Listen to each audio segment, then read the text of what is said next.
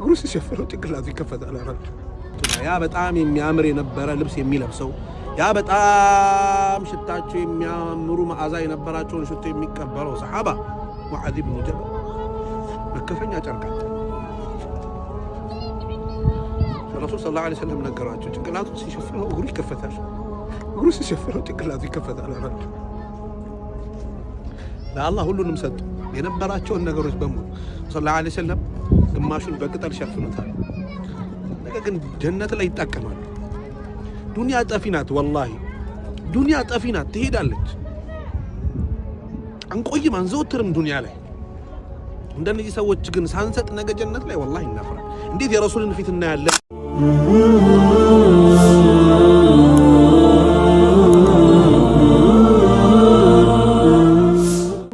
የውመል ቂያማ ነው አሉ።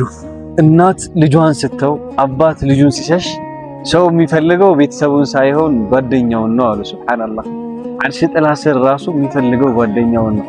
እንደዚህ አይነት ጓደኛ ካላችሁ ኦር አብራችሁ እንዲቀሰቀስ የምትፈልጉት ጓደኛ ካላችሁ እስኪ ቪዲዮ ላክለት ኢንሻአላህ። ኮሜንት ላይ ኢንሻአላህ ዱዓ ያረጋችሁ ሚሽን አድርጉት። ሁላችንንም አብሮ አላህ ይቀስቀሰን። 1 ሚሊዮን አጅር የሚያስገኝ ዚክር ልነግራችሁ ነው። 1 ሚሊዮን ወንጀል በተጨማሪ ያሳብሳል። እንደዚሁም 1 ሚሊዮን ጊዜ በጀነት ደረጃን ከፍ ያደርጋል።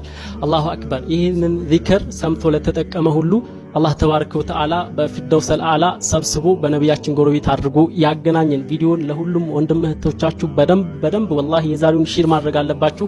ትጠቀሙበታላችሁ እንጂ ወላሂ ፍጹም አትጎዱበትም። ሐዲሱን ያስተላለፉት ታላቁ ሱሐቢ ዑመር ኢብኑ አልኸጣብ ናቸው። ምን ይላሉ ነቢያችን ሰለላሁ ዐለይሂ ወሰለም? መን ደኸለ ሱቅ፣ ወደ ገበያ ቦታ የገባ የሄደ ሱቅ ቦታ የሄደ ሰው አሉ። ፈቃለ ከዚያም አላሉ አሁን ቀጣይ የምንለውን ዚክር ማለት ነው። ላ ኢላሃ ኢለላሁ ወህደሁ ላ ሸሪከ ለህ ለሁል ሙልኩ ወለሁል ሐምዱ ዩሕዪ ወዩሚት ወሁወ ሐዩን ላ የሙት ቢየዲሂል ኸይሩ ወሁወ ዐላ ኩሊ ሸይኢን ቀዲር። አሁን ያልነውን ዚክር ሁላችሁም ደጋግማችሁ ስሙት በሉት።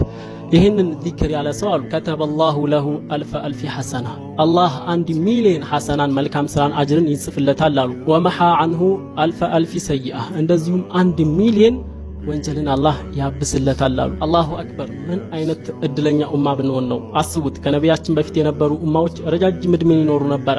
እነኛ ህዝቦችን በዚያ በረጅም ዓመት ልክ ብዙ ኸይር ስራ ከኛ የተሻለኛ አጭር ጊዜ ነው የምንኖረው ዱንያ ላይና ከኛ የተሻለን በእድሜያቸው ልክ ኸይር ስራን ያካብታሉና ያን ማካካሻ ይሆን ዘንድ ነው እንዲህ ያሉ እድሎችን አላሁ ተዓላ የለገሰን። ለምሳሌ ለይለቱል ቀድርን ማየት ትችላለህ። በአንዲት ሌሊት በሚደረግ ኢባዳ የ80 ምናምን ዓመት ተደርጎ ይታሰባል ምናምን። እንደዚህ ያሉ አዝካሮች ደግሞ በሚሊዮን እንደዚህ አጅር አላቸው ምናምን። የነቢያችን ኡማ ሰለላሁ ዐለይሂ ወሰለም የዱንያ ሐያት በጣም አጭር ስለሆነች ለዚህ ማካካሻ ነውና እንጠቀምበት። ይህንን እናውቀው መቼ ነው? ከሞትም በኋላ ያኔ ሂሳብ ጊዜ ነውና ወላሂ ይሄንን የመሰለ ትልቅ ፍርሷ ትልቅ አጋጣሚ ያለ መጠቀም ዝም ብለን ማባከን የለብንም። አላህ ልባችንን ያርጥብልን። ይሄንን ቪዲዮ ኢንሻአላህ በጀነት ማግኘት ለምትፈልገው ወዳጅህ ሼር አድርግና አስታውሰው። አላህ ሁላችንም ጀነትን ይወፍቀን።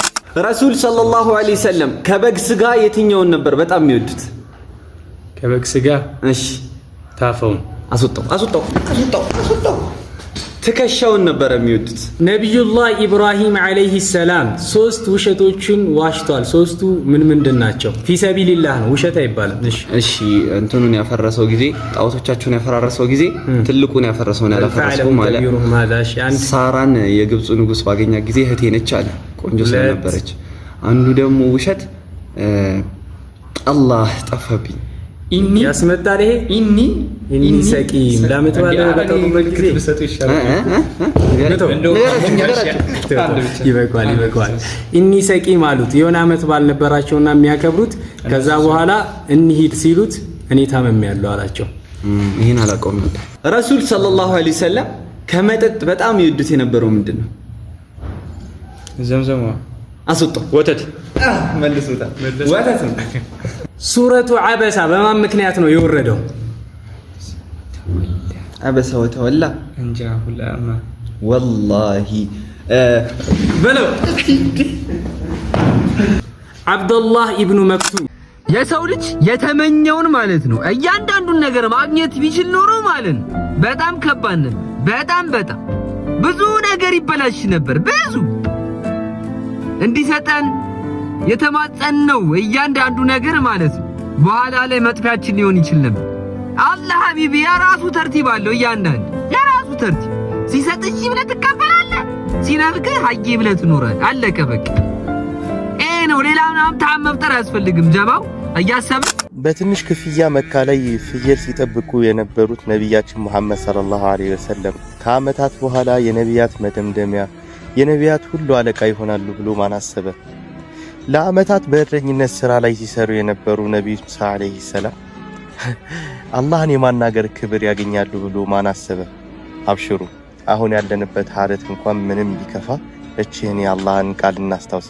ወቲልከል አያሙ ኑዳዊሉሃ በይነ ናስ እቺን ቀን እኮ በሰዎች ላይ እናዘዋውራታለን ይላል አላህ ሱብሓነሁ ወተዓላ። አብሽሩ እሺ እንደዚህ ሆኖ እንኳን አይቀርም አላህ አለ። እስኪ ስለ አላህ አንድ ነገር ልበላችሁ፣ ምናልባት ጆሮ ሰጥታችሁ ብታዳምጡ። የራከ ተዕሲህ እየወነጀልከው እያመዝከው ያያል። ثم يصيب قلبك بالندم ከዚያ ልብህ በጸጸት በጥፋተኝነት ስሜት ይታመሳል ይሞላል። ምን ነው ባልሰራው ትላለህ። ግና ثم يلهمك الاستغفار ሁሉን ረስቶ استغفار እንድትል ያመቻችሃል። ثم يغفر لك ثم يرضى عنك ከዛ ምንም እንዳልተፈጠረ ምንም እንዳላየ ምንም እንዳልሰማ ሆኖ ከማረህ በኋላ ይወዳል። ይህ ነው የሚገርመው። ስትስቅ ሲያይ ስትደሰት ሲያይ አጅር ይጽፍልሃል። ስትተክዝ ቁጭ ብለህ ስታለቅስ ስትታመም ሲያይህ ደግሞ ቢያንስ ወንጀሉን እንኳን ልማረው ብሎ ወንጀልህን ይምርልሃል። ሱብሃንአላህ። ከዚያ አላህ ካለ ደግሞ ኢምፖሲብል ሙስተሒል አይሆንም የሚባል ነገር የለም። አላህ ካለ ሁሉም ነገር ይሆናል። የማይሆነውን ነገር አድርጎ ያሳያል። ሱብሃንአላህ። አላህ ካለ እዝነት አለ። አላህ ካለ ተስፋ አለ። አላህ ካለ ፍቅር አለ። እስኪ ምናልባት ይሄ መልእክት ለሙእሚኖች ይጠቅማል ብላችሁ ካሰባችሁ ሼር አድርጉት። ሱብሃንአላህ። የኡሁድ ተራራ የት ነው የሚገኘው? መዲና። ረሱል ሰለላሁ ዐለይሂ ወሰለም ያገቧት የዑመር ረዲየላሁ አንሁ ልጅ ማን ትባላለች? ፋጢማ ነው። ሐፍሳ ረዲየላሁ አንሁ። የመላእክቶች ጾታ ምንድነው? ጾታ የላቸው። በነብዩላህ ሱለይማን እጅ የሰለመችዋ ንግስት ማን ትባላለች? ሰባ በለው። ሰባ ስሟን ያልኩ ቢልቂስ። ነብዩ ሰለላሁ ዐለይሂ ወሰለም የመንም ትከፈታለች፣ ሻምም ትከፈታለች። ሰው ሁሉ ሪዝቅን ፍለጋ ወደዛ ይሄዳል። ነገር ግን የምትሻላቸው መዲና ነበረች አሉ። አልመዲነቱ ኸይሩን ለሁም ለው ካኑ ያዕለሙን። የሚሻላቸው እንደ ሪዝቅም እንደ ጀነትም እንደ ዲንም እንደ ኢማንም የምትሻላቸው መዲና ነች ብለዋል ማለት ነው። መዲና ኖረን መዲና ምን ሞት አላህ ያድርገን። ብቻህን አትቀመጥ። ተደብቆ ከሚሰራ ወንጀል ለመራቅ ከፈለክ ብቻህን አትቀመጥ።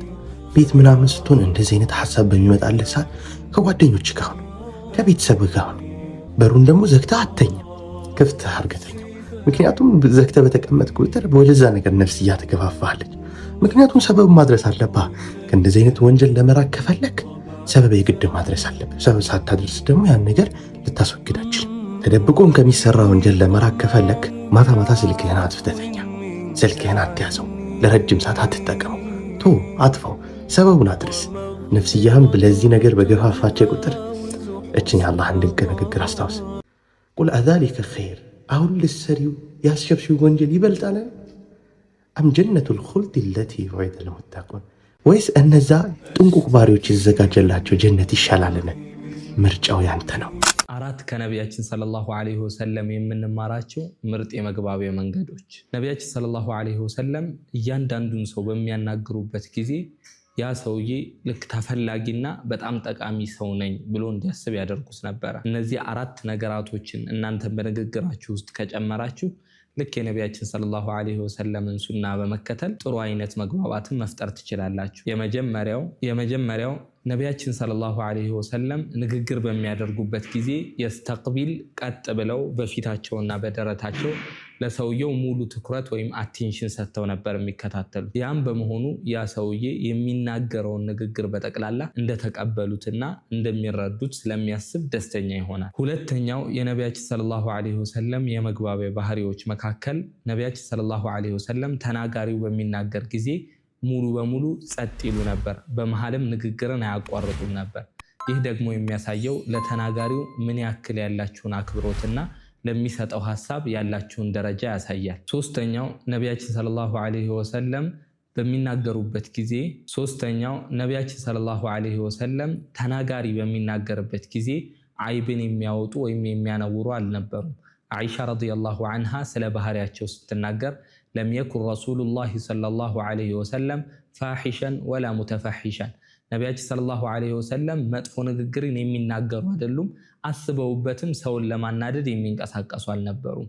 ይህ ደግሞ ለሰውየው ምን ያክል ደረጃና ቦታ እንደምትሰጡ ያሳያችኋል። ከዚህ በተጨማሪ ደግሞ ሰውየው ደስተኛ ሆኖ ሙሉ በሙሉ ሐሳቡን እንዲያስተላልፍ ያስችለዋል። አራተኛው የነቢያችን ሰለላሁ ዐለይሂ ወሰለም የመግባቢያ ባህሪዎች መካከል ነቢያችን ሰለላሁ ዐለይሂ ወሰለም ካነ ሙብተሲመን፣ ፈገግታ የሚያበዙ ሰው ነበሩ። ይህ ደግሞ ለሚናገረው ሰው ምን ያክል ሐሳቡ ተቀባይነት እንዳገኘና ምን ያክል እናንተ ዘንድ ደረጃ እንዳለው ያሳያል። እነዚህ አራት ነገራቶችን አጥብቃችሁ በንግግሮቻችሁ ላይ ከያዛችሁ የነቢያችን ሰለላሁ ዐለይሂ ወሰለምንም ሱና ይዛችኋል። ከዚህ በተጨማሪ ደግሞ የምታስተላልፉትን መልእክት ሙሉ በሙሉ ተቀባይነት ይኖራል። ያኔ ረሱላችን ሰለላሁ ዐለይሂ ወሰለም መካ ላይ ያሉ አላህ ሱብሓነሁ ወተዓላ የሚወደውን አይደል የሚፈትነው፣ ሊፈትናቸው ፈለገና ወንድ ልጆቻቸውን በተደጋጋሚ ወደ አኸራ ወሰደባቸው። አገኘው ብለው ሲደሰቱ አሁንም ይወስድባቸው ነበር። በእሳት ቀልባቸው በጣም ተሰበረ፣ በጣም አዘኑ። ታዲያ ወደ መዲና ከተሰደዱ በኋላ አላህ ሱብሓነሁ ወተዓላ ኢብራሂም የሚባል ልጅ ይሰጣቸዋል። በእሳት ረሱል ሰለላሁ ዐለይሂ ወሰለም በጣም ተደሰቱ፣ በጣም ወደዱት። እሱን ለማግኘት ብቻ ብለው ከመስጂድ ወደ ቤት ይመላለሱ ነበር። በተደጋጋሚ እሱን ለማቀፍ እሱን ለመሳም ይመላለሱ ነበር። ሱብሃንአላህ የአባት ፍቅር ይዟቸው። ድንገት እድሜው ልክ ገና 18 ወር እንደሞላ ገርገራ መጣበት። አላህ ሱብሓነሁ ወተዓላ ወሰነና ወደ አኸራ ላይ ተቃረበ። ረሱል ሰለላሁ ዐለይሂ ወሰለም አይናቸው እያየ ሱብሃንአላህ አይናቸው እያየ ወደ አኸራ ላይ ሄድባቸው። ምን ያደርጉ? በጣም ተጨነቁ። በእጃቸው ብድግ ያደረጉት እጃቸው ይንቀጠቀጣል። ከዛ ድንገት ከአይናቸው እንባ መፍሰስ ጀመረ።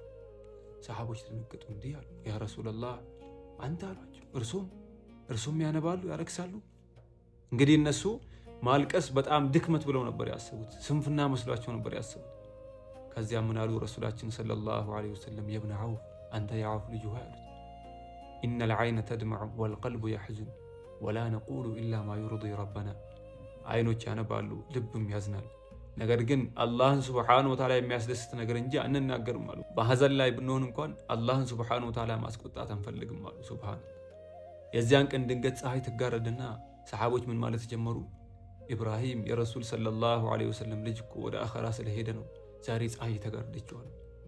በኢሳት ሐዘን ላይ ቢሆኑ ራሱ ረሱሉ ሰለላሁ ዐለይሂ ወሰለም በጣም ባዘኑበት ሰዓት ራሱ ሆነው ነገር ግን የአላህ ሱብሓነሁ ወተዓላ አያት የአላህን ሱብሓነሁ ወተዓላ ተአምራቶች ሰዎች በአላግባብ ሲረዱት መፍቀድ አልፈለጉም።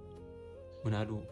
ሚንበር ላይ ወጡና ኹጥባ አደረጉ። እናንተ ሰዎች ሆይ ፀሐይና ጨረቃ የአላህ ሱብሓነሁ ወተዓላ አያቶች ናቸው እና ለማንም ሞት ሲባል አይጋረዱም።